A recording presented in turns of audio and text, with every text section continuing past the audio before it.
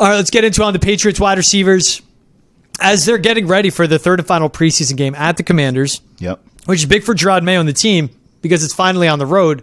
So that's a test before they open up on the road at Cincinnati. Right. Get their test run being on the road at Washington. A lot of reports coming out. It's Chad Graff from The Athletic, Doug Kyde of the Boston Herald, even our guys, Keegan Stiefel and Sean McGuire of NESN.com as well. Yep. Javon Baker's stock going down. Tyquan Thornton, his stock is actually going up. And this was from Chad Graff of The Athletic. Quote, his spot on the roster is virtually guaranteed, talking about Javon Baker, but his position on the depth chart is dropping. He'll likely open the season as the team's number 4 or 5 wide receiver, eventually dropping further once Kendrick Bourne returns. Javon Baker needs a strong preseason finale on Sunday. I barely had a finale to that quote. End quote, though. I'm not shocked. Javon Baker did not look good against the Eagles. Now, people are going to point to, well, he dropped Drake May's best pass of the game, that 55-yard C down the middle, deep post. That's what did it. Perfectly played. No, it wasn't to me on that one.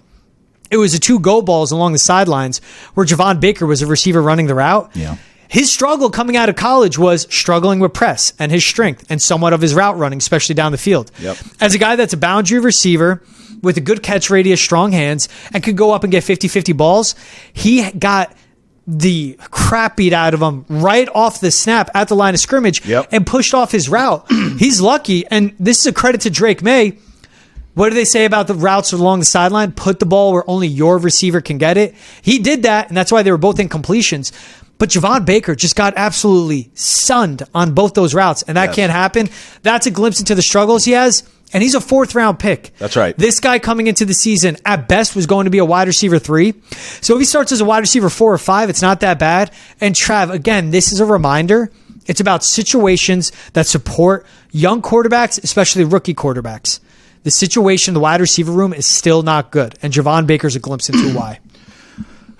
I don't think you're wrong with anything you said, but I think it's an incomplete take. I think there's an elephant in the room that I've been salivating to address since this kid showed up. And I told you, I told you this day would come. It's not because of the wheelchair. Yes, it is. I do not believe for a second Tyquan Thornton's stock is skyrocketing. That's BS, okay?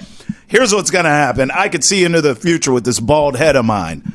Thornton's going to do what he always does, okay? Get ready in this next game, in this preseason game. He's going to outrun everyone. He's going to be wide open by 10 yards. Ball's going to hit him in the hands, and the boy got hands like feet. He going to drop the ball. That's what's going to happen. This is about Javon Baker needing to be humble. I told you when he got here and he started talking all that jibber jabber. I said, man, mighty bold for a 4th-round pick out of UCF. I mean, hell, Marvin Harrison Jr. is a generational talent who went to Ohio State. Could have been the number 1 pick had it not been for Caleb Williams and Jaden Daniels. And this guy, you can't get a word out of him edgewise. Now, some of this we understand is personality-based. I get it. He's just a quiet guy. Javon Baker comes in here talking like he's Justin Jefferson. Justin Jefferson don't even talk like that. He does it on the field with the gritty and the teeth and the big personality. Javon Baker coming in here talking like he's about to be Jerry Rice, Terrell Owens, Randy Moss, Justin Jefferson combined. Bro, you got to slow down. Sit down, be humble, put your head down, grind, get better, and work. All that stuff you were talking, 3 receptions for 23 yards in the preseason so far, and you should have a lot more. George just laid out all the plays that you didn't make, that were right there for you to be made. Stop talking and put in the work. Let your game do the talking. Then when you do that, we see you can ball. We love the bravado. Talk all you want. But don't come in here talking all this mess and then give this. I told you this was going to happen. This is exactly why you need to be humble, both in victory and in defeat. I hope he takes this. It's a humbling moment. He gets better for it. He puts in the work. Put your head down. Put the hard hat on. Pack the lunch. Let's go. And then you get better for it, and then you have years and years to talk with the New England Patriots because your play is backing it up. That talk and that play had him good at UCF and made him an NFL prospect. I don't mind it. I just knew he had his shortcomings. It is that this wide receiver room is so bad that people thought Javon Baker and Jalen Polk can be wide receiver ones. And, like, they will be good one day. I really think Polk better. You've always liked Polk. I just think he's smart. He gets open. He's reliable. He catches the ball. And he's tough across the middle. Yeah. He's just a good, reliable receiver. Yeah. And every offense needs that. You need that explosive guy. You need that elite, dynamic outside playmaker, which the Patriots don't have. Right. And they try to get it this offseason, even after drafting both these guys. Yeah. With Javon Baker, it's going to come a time. I just think he's a project. I think he would take in a couple years to develop. Mm-hmm. And at best, if he becomes a wide receiver 2 in an offense, man, he is so far exceeding what his ceiling is and expectations. Yep. So I'm not too shocked. What gets me is the top unit that's been coming out and kind of emerging at camp. Tyquan Thornton, Jalen Polk, Pop Douglas. People are going like, wait, Tyquan Thornton's a top 3 receiver? No, it's Tyquan Thornton's a field stretcher. Yeah. Jalen Polk's reliable, tough, intermediate, deep down the field, but across the middle. Yeah, run every route. And then Pop Douglas is a slot guy, but limited deep down the field. You need those 3 levels. Right. And when Jacoby Brissett's been in or when Drake May's been in, it's been a lot of 11 personnel. So we're seeing 1 running back, 1 tight end, 3 receivers. Mm-hmm. That might be how it is. That's how it's going to be, how it goes. This is just a reflection of how poor this roster is right now and how far away they are from being a quality offense to support a rookie quarterback. That's what I think it is. It's hard to argue that, man. When you give me you give me that lineup, I still don't really feel like this is a final, roster in terms of wide receivers. Thornton, Polk, and Douglas. What are they going to do? Sign Hunter Renfrow? No, I just think there could Brandon Ayuk's like, all right, give me the money. I just think there's going to be shuffling and who the hell can play in this group and who can. I actually, being a veteran guy, I said this to someone earlier. I feel like Osborne is what Juju should have been because Osborne's just a reliable, shorter routes, more underneath. Yes, just like you know what you're getting from him and it's consistent. He's plus in the return game too. Yes, he is.